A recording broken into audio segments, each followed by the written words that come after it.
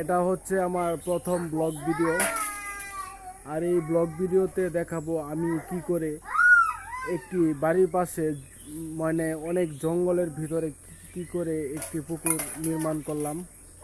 আর এই পুকুর নির্মাণ করে আমি স্বাবলম্বী হয়েছি, কারণ এই পুকুরে প্রচুর পরিমাণ মাছ ছেড়েছি। সেই মাছ আমি বাজারে বিক্রি করছি এবং আমার আমার প্রতিদিন এখান থেকে মাছ তুলে আমার কিন্তু জীবিকা নির্বাহ করছি।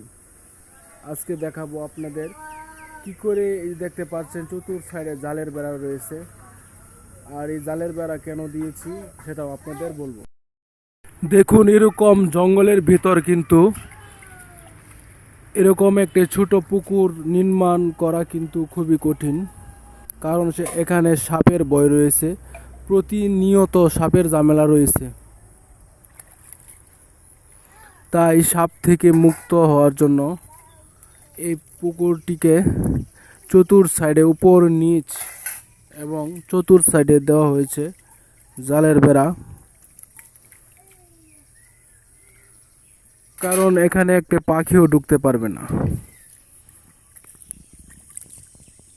অনেকেই রয়েছেন সাপের ভয়ে কিন্তু মাছ চাষ করতে চান না। দেখুন, সাপ হচ্ছে এমন এক প্রজাতি যে এরকম জঙ্গলের ভিতর যদি একটা পুকুর নির্মাণ করা হয়, সেই পুকুরে মাছ বলতেই থাকবে না, কারণ সেখানে অনেক প্রকার সাপ এসে মাছ নিয়ে চলে যাবে।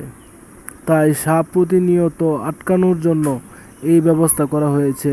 এই জালের মধ্যে অনেক পরিমাণ সাপও আটকে থাকে, কারণ সাপহীন এই পুকুর এমনভাবে নির্মাণ করেছি যাতে এখানে এই সাপ এবং অনেক ধরনের পাখি আছে যারা মাছ নিয়ে যায়। সেই জন্য কিন্তু এটা মূলত জালের বেড়া দেওয়া হয়েছে। আর সবচেয়ে বিশেষ করে এই বেড়া দেওয়ার কারণ হচ্ছে এখানে সাপ প্রচুর পরিমাণ রয়েছে, যেহেতু জঙ্গল। তাই আপনারাও জঙ্গলের ভিতর এরকম করে জালের বেড়া দিয়ে কিন্তু মাছ চাষ করতে পারেন।